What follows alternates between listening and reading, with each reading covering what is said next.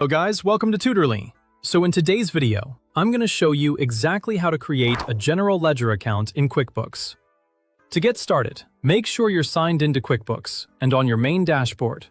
We'll be creating a new account through the chart of accounts, which is where QuickBooks stores all of the categories used to organize your financial activity.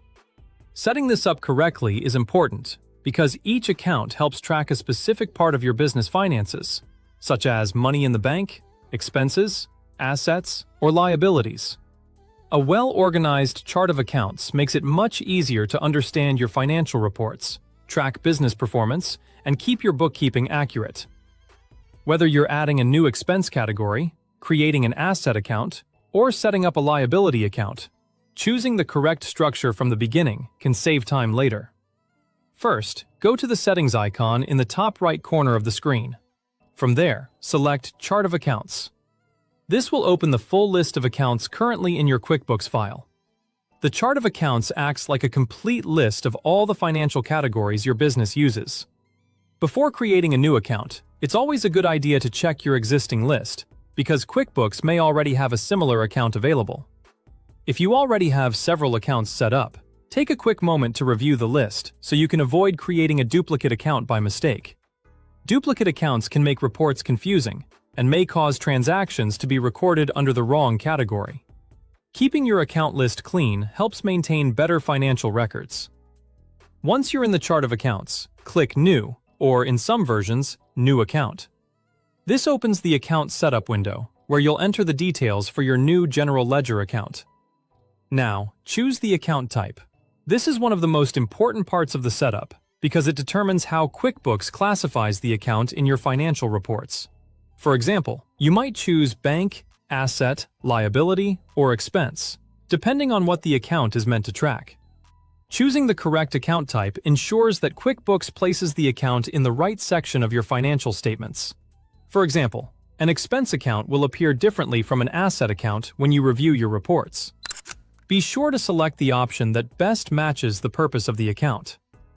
Next, choose the detail type from the drop-down menu.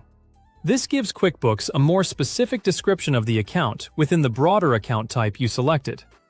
Pick the detail type that most closely fits how you plan to use this account. This helps keep your books organized and makes reporting more accurate later on. For example, if you create an expense account, selecting a specific detail type can help you separate categories like office supplies, advertising costs, or travel expenses. After that, enter the account name.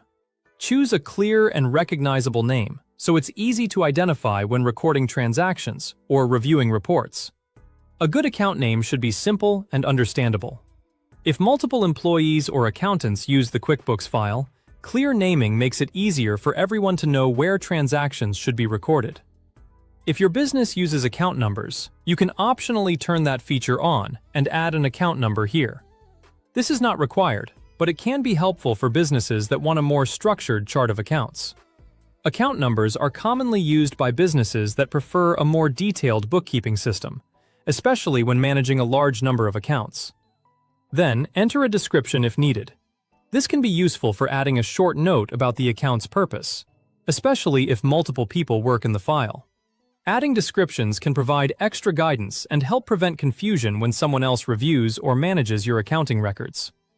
If applicable, you can also enter a beginning balance. Only include this if you are adding an account that already has an existing balance you need QuickBooks to track from the start.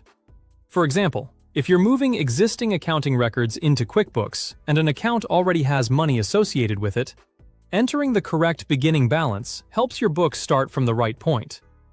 Once everything looks correct, select Save and Close. Your new general ledger account will now appear in the chart of accounts and be ready to use in your bookkeeping. After creating the account, remember to use it consistently when entering transactions. A properly maintained chart of accounts helps you create accurate reports, understand your business finances, and keep your QuickBooks file organized.